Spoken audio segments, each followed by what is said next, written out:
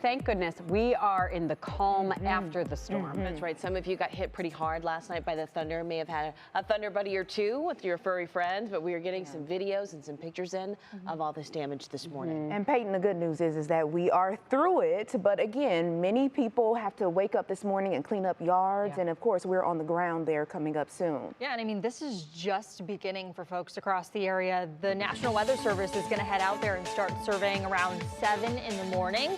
Now, there's a couple sites that they actually have to survey too. So they've got time to, spend and put into this just as much as folks are going to have to clean up too. These are just local storm reports over the past 12 hours. There's various types that I'm showing on your screen, from hail to heavy downpour to tornado reports not too far off from Detroit. We have to wait for confirmation as to what the actual National Weather Service is going to see before we can call what we did see from not only spotters on the ground yesterday, but also from radar indication rotation, just if we saw that tornado and what that strength is. So time will tell as they go through their surveying efforts today.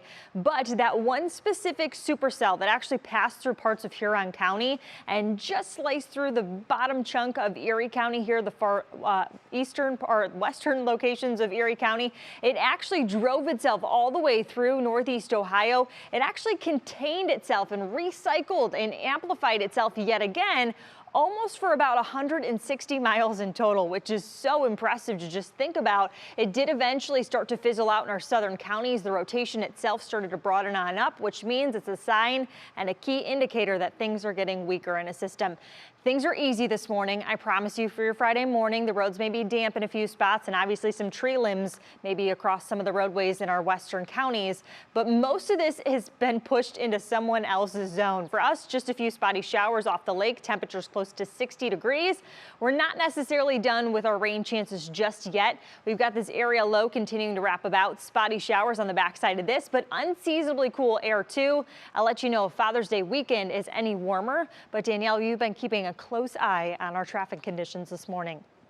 Traffic is sponsored by Adventure Subaru, with the area's best selection of new and certified pre-owned Subarus, with new Subarus arriving daily. Time is now 5:03, and the biggest traffic alert we have right now is for those of you who take the Turnpike. The Ohio Turnpike westbound is closed at milepost 94. You're like, what? Where is that, Danielle? It's in the Sandusky area. There are power lines on the road. We're not sure how long this will be closed, but you can use Toll Plaza 110 or 118 as detour options. I'll continue to keep track of this and let you know as soon as it reopens. So here we are in the Sandusky area looking at the Turnpike as well as 250. So it looks like we still have just that little sprinkles there, but Peyton can confirm there. We take a look at the weather map on the traffic map and move, closer, farther into northeast Ohio. And you can see we are pretty much green on the entire traffic map. Remember, Fridays are typically light traffic days. And right now I'm not tracking any crashes throughout the region. So we take a live look around town, Maureen. 6 cameras, I like to say, for the price of 1. And it's quiet and smooth. Oh, good. Let's hope it stays that way. Danielle, thank you. It is 5:04. Now let's get a check of power outages across Ohio currently. Huron County is seeing thousands of outages right now. That makes sense, right? That's where we saw the crux of the storm. The total number is just over 3,000 without power. In Sandusky County, the number without power has actually risen this morning to just under 3,000. And here in Cuyahoga County, around 100 remain without power.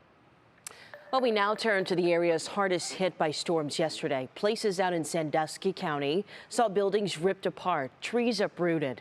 Our Emma Henderson has more from Vickery. Emma. Now we're in Vickery, Ohio. That's southwest of Sandusky, to give you an idea. So take a look behind me. There's a large equipment barn where the roof has been completely blown off. Several walls are missing, and the one wall that we can see left is hanging precariously. Now, fortunately, there were no injuries here, but as you can see, the debris field is quite wide. If we pivot over, you can see there's more, and it got into the power lines as well. They're without power right now, and that debris actually made its way across the street and past another barn that these people own.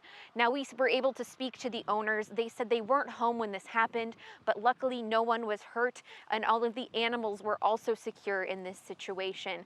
The one thing they were dealing with is hail damage to their house, and they were actually on the road heading back here when the storm hit, and they said that they saw hail that was probably about the size of a quarter, so they had to pull over to the side of the road for safety. In Vickery, Emma Henderson, 3 News. Emma, thank you. Turning now to Huron County, where our Neil Fisher stopped by to check out some of the damage there. Good morning, Neil. Hey, good morning. Some of the most extensive damage that we've seen here in Huron County is in Willard. A garage behind me was uplifted off its foundation and kind of moved several inches. The bricks from the foundation are in the backyard, scattered across the backyard. Meanwhile, trees in this yard come from nearly 100 yards away in neighboring yards. There's trees scattered throughout the area. There are power poles that are bent over. There are tree limbs that have been covering roadways, blocking streets in Peru and in Willard here in Huron County. Again, we've seen some cleanup efforts already going on, but again, most of this will happen later in the day today. Reporting in Willard, Neil Fisher, 3 News. Neil, thank you so much.